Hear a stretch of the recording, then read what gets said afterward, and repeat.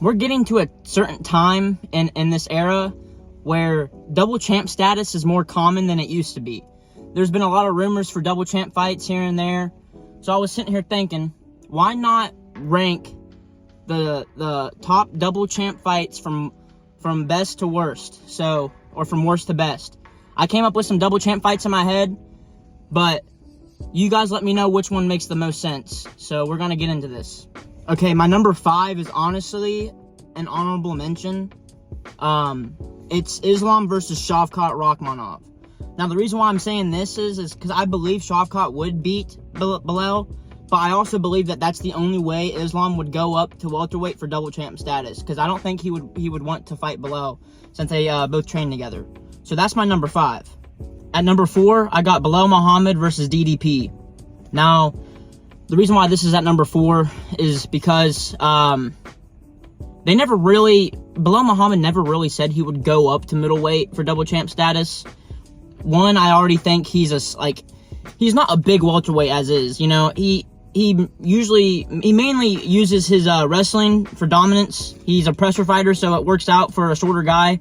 Plus, typically, if you're a wrestler, it's good if you're a lot shorter. So, I don't know. I think he already feels like he has a home in welterweight, and I don't think he wants to risk going up to middleweight. So, that's why it's at number 4.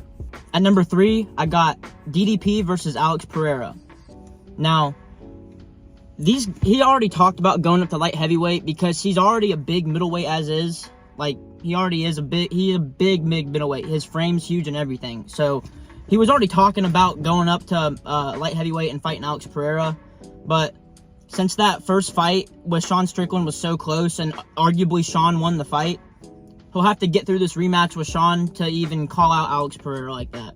So that's why this is at number 3, because I think there's a possible chance that Sean Strickland could get the strap back. So I guess we'll see what happens when they fight again. But that's why this is at number 3. At number 2, I got Alexandre Pantoja versus Merab Dvalishvili. Now, if you guys just think about it for a second, right? Merab has been so dominant as a champion, okay? He's proved so many haters wrong, right? He could arguably go down to be one of the greatest bantamweights of all time. And same thing with Pantoja. He can go down to be one of the greatest flyweights of all time.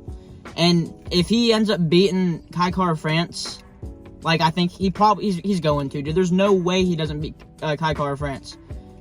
He can easily call out Merab after that fight and shoot for a bantamweight title. And a lot of you guys are saying, like, oh, well, he's too small for the bantamweight division, yada, yada, yada.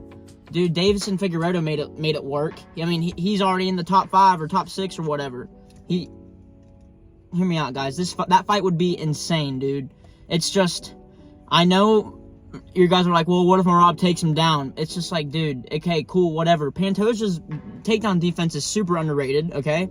And his jiu-jitsu is nuts. He also has really sharp hands, and he hits real hard. So it's just like, I don't know, dude. I just think that'd be an entertaining fight for the fans, and I also think it would sell a lot of pay-per-views. So that's why I think it makes sense, because if you guys think about it, the timeline fits perfectly, right? Merab just beat Umar, okay? And Pantoja has already defended that title, like, a decent amount of times. And he's probably going to beat Kai Kara-France. So that's why I believe this fight is at number 2. And I think it makes a lot of sense. Okay, now for the last one, at number 1, I got Ilia Topuria versus Islam Makhachev. Now, the reason why this one makes the most sense in my head is because, yeah, I did say that Arman was going to beat Islam, but that fight got canceled. The only reason why I'm saying that Ilia and Islam make sense right now is because Dana White already said that Arman is not going to get the automatic rematch. So, this is the perfect time for Ilia Topuria to freaking call out Islam. I think him and Volk are getting booked for 314, so I don't know. I think Ilya's going to go out there and knock out Volk again. I'm just saying, I'm a Volk lover, but I'm just keeping it real. So, Ilya goes out there, knocks out Volk again. I say he calls out Islam. That would be a crazy fight.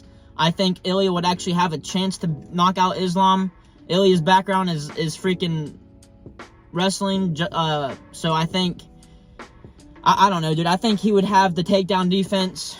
I think it would be a really underrated matchup. I think Ilya does stand a chance against Islam, and I think he has a better chance against Islam than Volk does. And I know that sounds crazy, but just look what Ilya's done so far. Whatever he says, he does. So it's just like, I don't know, that would be a crazy fight. So let me know what you guys think about this list of these double champ fights that I have, and let me know which one was your favorite.